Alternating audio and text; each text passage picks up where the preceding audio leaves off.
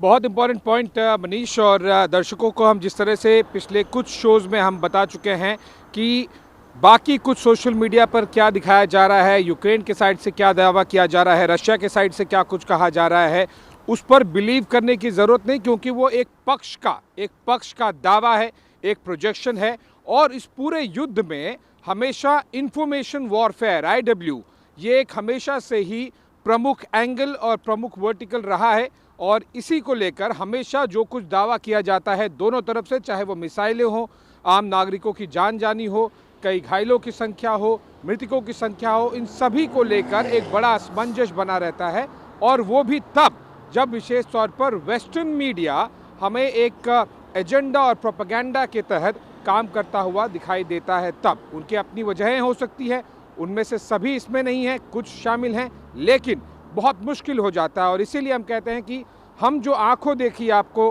अपने अपने दो अलग अलग देशों की राजधानियों से रिपोर्ट्स कर रहे हैं, उसमें एक सबसे बड़ा मुद्दा जो पिछले कई हफ्तों से चलकर आ रहा है वो है यूक्रेन क्या फाइट बैक कर रहा है, क्या यूक्रेन वापसी कर रहा है, ये दावा किया जा रहा है। जैसा कि मैंने शुरुआत में बताया था, उस दावे में यूक्रेन की तरफ से लगातार इस तरह के वीडियोस, इस तरह के आर्टिकल्स और इस तरह की जानकारियां रिलीज़ की जा रही हैं आधिकारिक तौर पर भी, कि वो कई जगहों पर, विशेष तौर पर वो 4 जगह हैं जहां पर कुछ महीनों पहले रशिया ने पूरी तरह से कैप्चर कर लिया। LPR, DPR, खेरसोन, ज़पोरिज़िया, और कैप्चर करने के बाद में पॉलिटिकल रेफरेंडम भी करा लिया, यानी कि नागरिकों की वोटिंग के बाद सहमति भी बन गई कि वो रशिया के फेडरेशन में तैयार होने के लिए तैयार हैं, शामिल होने के लिए। और ऐसे में बहुत ज़्यादा महत्व रखता है कि यूक्रेन जब ये दावा करे कि वो फिर से एक बार उन सारे एरियाज़ को, जैसे कि खेरसोन है जहाँ पर निप्रो नदी के एक तरफ रशियन फोर्सेस हैं, दूसरी तरफ यूक्रेनियन फोर्सेस हैं, क्या रशियन फोर्सेस पीछे जा रही हैं, क्या यूक्रेनियन फोर्सेस उन्हें ढकेल रही हैं। ये एक लाइन में अगर दर्शकों को बता सकें कि अभी उन सारी 4 प्रोविंसेस में, उन 4 जगहों पर, लुहांस्क, डोनेस्क, ज़पोरिज़िया, खेरसोन, इन चारों जगहों पर हो रहा यह है कि जो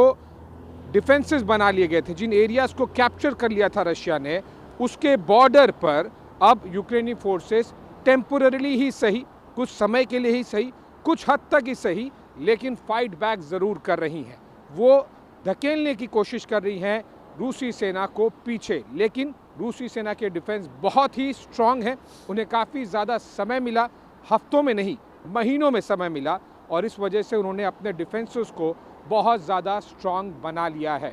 मनीष, जिस तरह से हमने देखा है कि विंटर्स आने के बाद ये वॉर और ज़्यादा इंटेंसिफाई हो गई, यूक्रेन की तरफ से ये इंडिकेट किया जा रहा है वीडियोस के ज़रिए, स्टेटमेंट्स के ज़रिए, कि विंटर्स आ गए, इसका ये मतलब बिल्कुल नहीं होगा कि वॉर थमेगी, रुकेगी, कम होगी, बल्कि और बढ़ रही है। ऐसे में रशियन फोर्सेस की तरफ से, क्रेमलिन की तरफ से क्या कुछ कहा जा रहा है, किया जा रहा है, दावे के तौर पर जो डॉक्यूमेंट्स के साथ में, वीडियोस के साथ में, स्टेटमेंट्स के साथ में बैक किया जा सके कि क्या वो भी पीछे आ रहे हैं, या फिर उनका दावा है कि हम जहां थे वहां खड़े हैं। बिल्कुल आशीष, तो देखिए सबसे मस्त बात यह है कि आज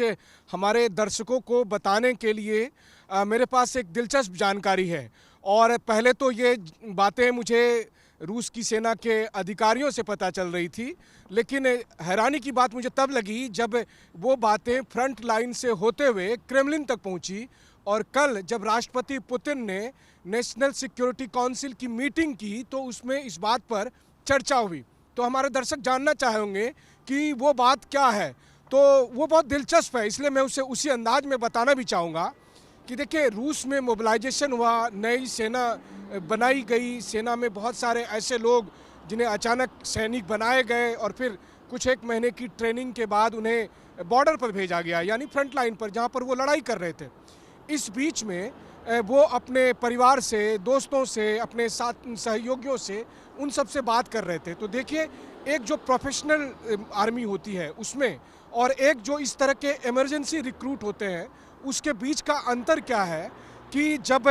मैं इसमें स्किल की बात नहीं कर रहा हूँ, मैं केवल उस बात को रेखांकित कर रहा हूँ जो ये यूक्रेन के कमबैक से जुड़ी हुई बहुत दिलचस्प कहानी है। और वो कहानी ये है कि रूस को पता चला और रूस के लिए जो भी सबसे बड़ी समस्या है कि फ्रंट लाइन पर जो नए सैनिक मौजूद हैं वो बहुत ही कैजुअल अंदाज में बात कर रहे हैं। मैं इसीलिए जानबूझकर आपको कैजुअल अंदाज में ये बताने की कोशिश कर रहा हूँ। हो ये रहा है कि नए सैनिक जब अपने घर पे बात कर रहे हैं या फिर अपने दोस्तों से बात कर रहे हैं, जैसे कि कुछ एक जो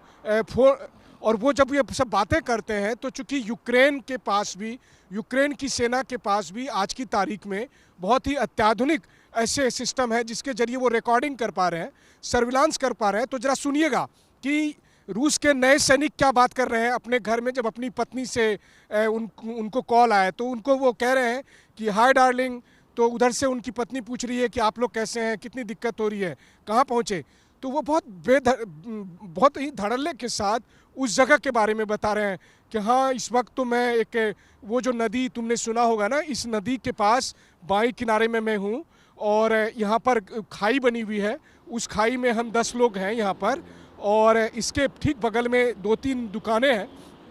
तो वाइफ ने पूछा कि तो फिर सामान खाने पीने का तो नहीं, बीच बीच में जाके कुछ सामान वहाँ से ले आते हैं हमारे पास इस समय। तो फिर वाइफ उत्सुकता से पूछती है तुम्हारे पास हथियार कैसे कैसे हैं। तो वो बता रहे हैं कि हमारे पास LMG अभी है, अभी कुछ और हथियार आने बाकी हैं, हमारे पास अभी कोई टैंक वगैरह नहीं है, लेकिन हमारे ऑफिसर्स को हमने कहा तो उन्होंने टैंक बुलाया है, तो पीछे एक टैंक खड़ी है, हमारे आगे जो है वो पैराट्रूपर्स हैं। तो सोचिए अपनी पत्नी को वो जो बातें बता रहा है, ये सारी बातें यूक्रेन की आर्मी रिकॉर्ड कर रही है और यूक्रेन की आर्मी ऐसे हजारों के तादाद में कन्वर्सेशन रोज रिकॉर्ड करके और फिर अपने हेडक्वार्टर को भेज रही है और उसको सुनकर एनालाइज करके और फिर युद्ध के क्षेत्र के हिसाब से कितनी इम्पोर्टेंट